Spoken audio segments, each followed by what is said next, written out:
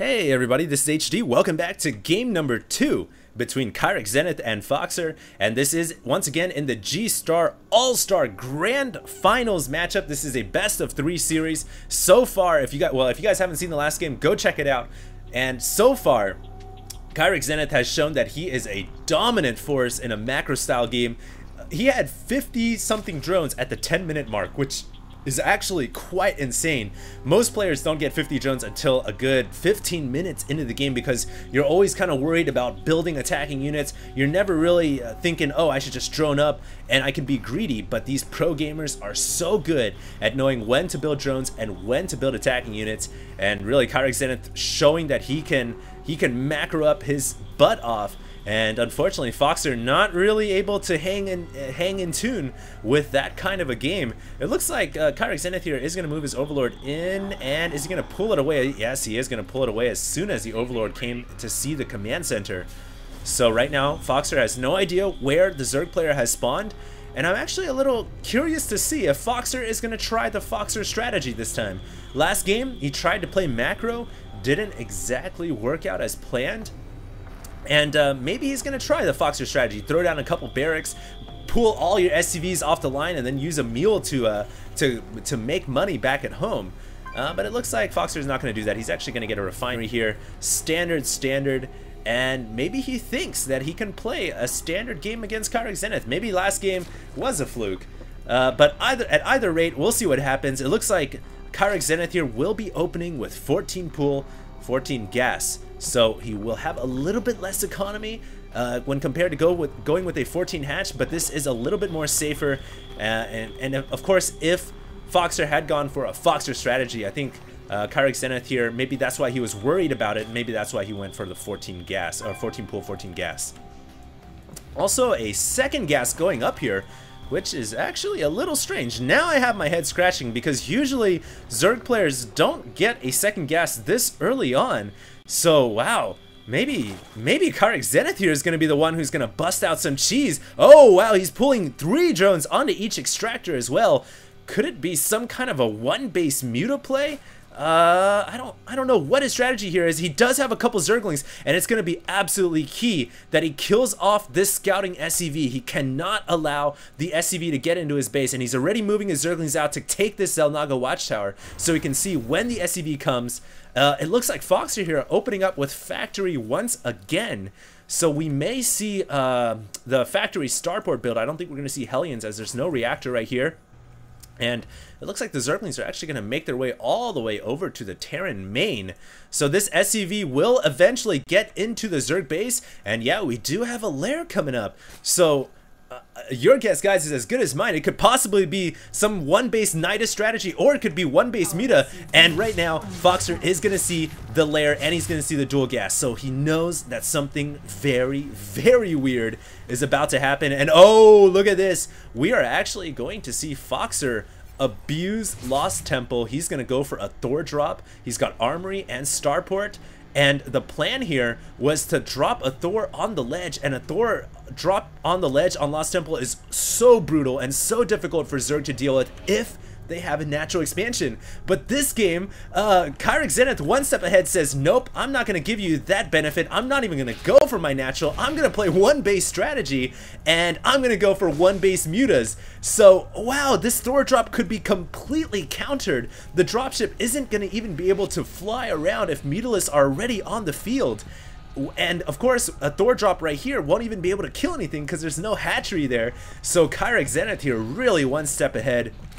This is going to be a pretty incredible game, and we do have the Overlord coming in here. The question is it going to see the Armory? Is it going to see the Armory? It sees the 1-1-1 opening. It is going to see the Armory. That was really close. So now KyrixZenith knows exactly what is going on, and by opening with these one-base mutas, he gets the early mutalisks out, and now he should be able, yeah, he's going to be able to get his natural expansion down. And with these early mutas, he'll be able to pick off the dropship and, of course, prevent it from landing up on this ledge.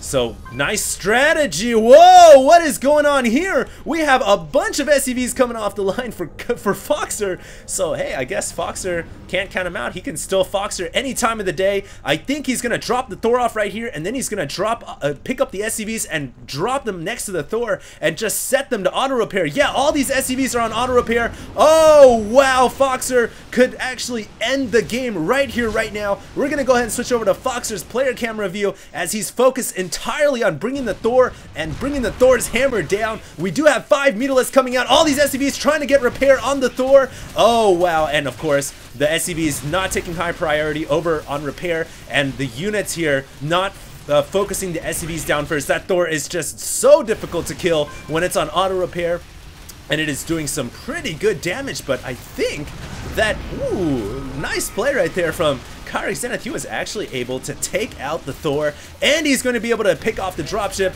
and pick off all these SCVs as well. So great play by KyrixZenith. He picks off the dropship, and the Thor drop completely negated by KyrixZenith. That was a brilliant defense and a brilliant hold.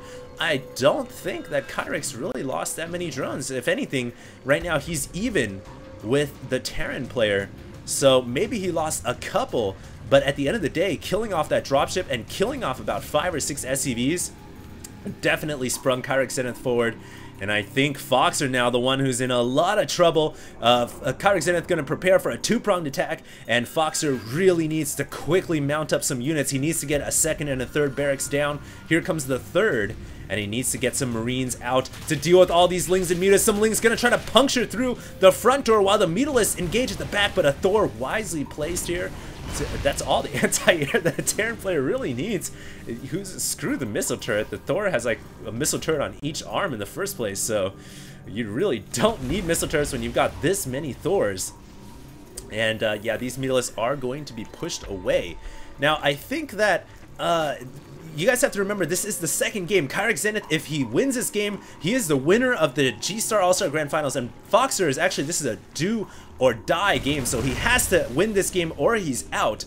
But I do want to say that I think KyrixZenith right now might be in his best interest to be droning up. In fact, it looks like he does have more drones than Foxer, and oh wow, Foxer once again going to be going for a Foxer's gonna be Foxering one more time, pulling all of his SCVs. They're for sure on all auto repair. That is a double Thor attack, and oh wow, I don't think KyrixZenith is prepared for this at all. He does have a Roach Warren coming out, and Roaches would be so good against these 2 Thors. When you get enough Roaches, you can actually one-shot Thors quite easily. Here comes the counterattack. All drones coming off the line. The Thors here getting focused down first. The auto-repair SCVs having a hard time getting a surround on the Thors, and so the Thors get taken down.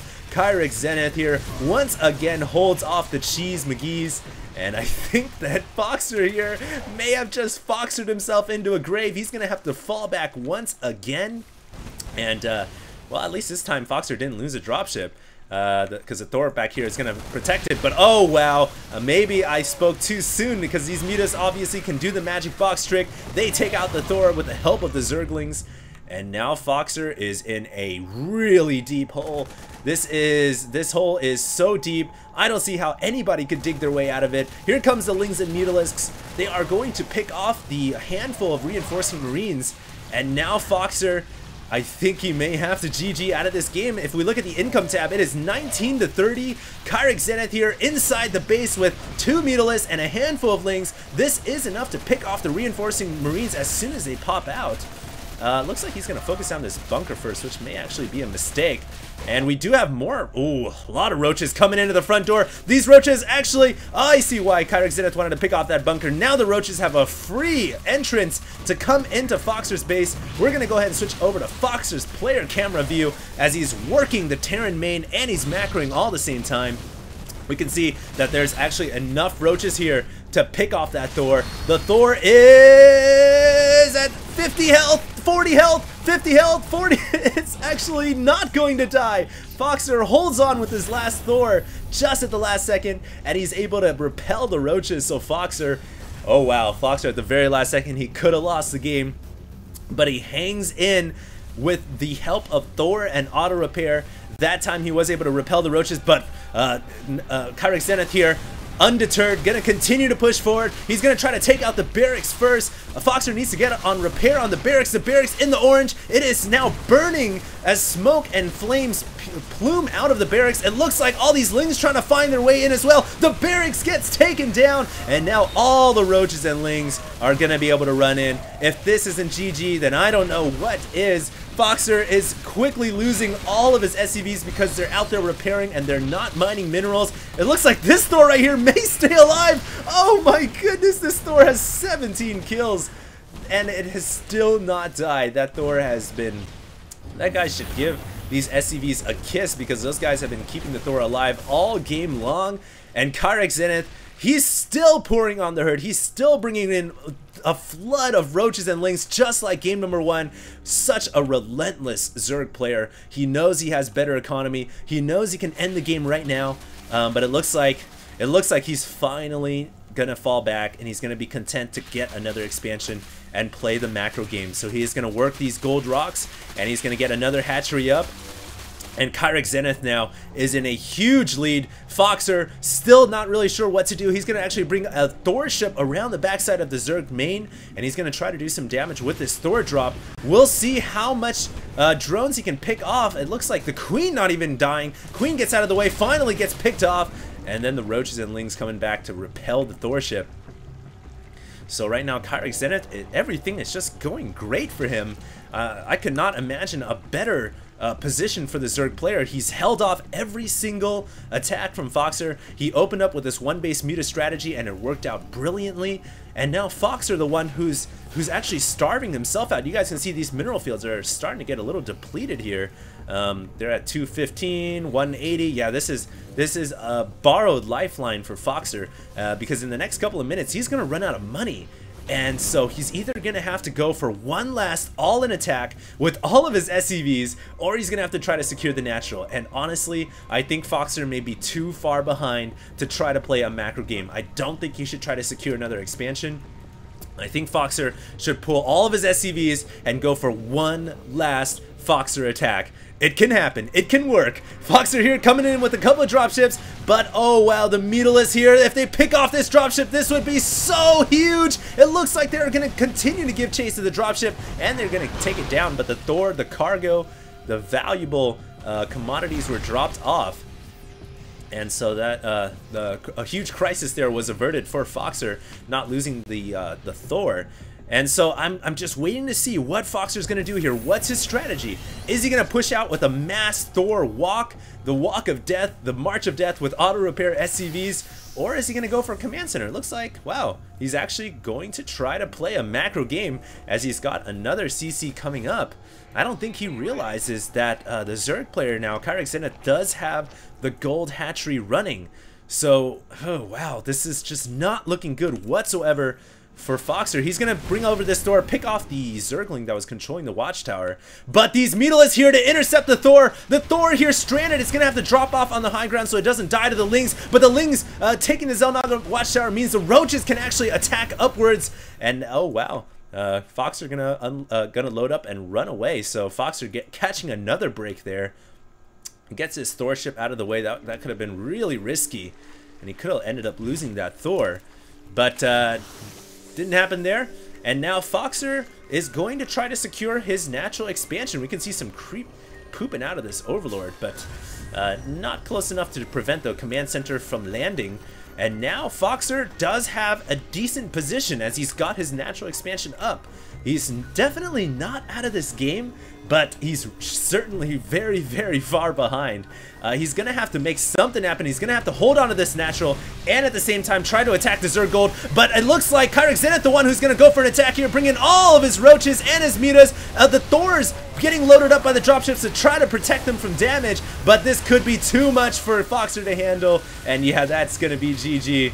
So KyrixZenith, a Zerg player, Heart of the Swarm, takes the grand finals for the G-Star All-Star Tournament. I hope you guys enjoyed this broadcast, and I just want to thank you guys all for tuning in and staying tuned. My next couple of games, I think, are going to be games of myself playing. I've had a lot of people requesting me to cast my own games, and of course, I'll still be casting pro games as well. So I just want to thank you guys for staying tuned for this entire tournament. Your grand champion is KyrixZenith, a Zerg player. Second place is Foxer, and third place was it was either Tester or I think it was Tester. I might be wrong though. But at any rate, thanks guys for tuning in.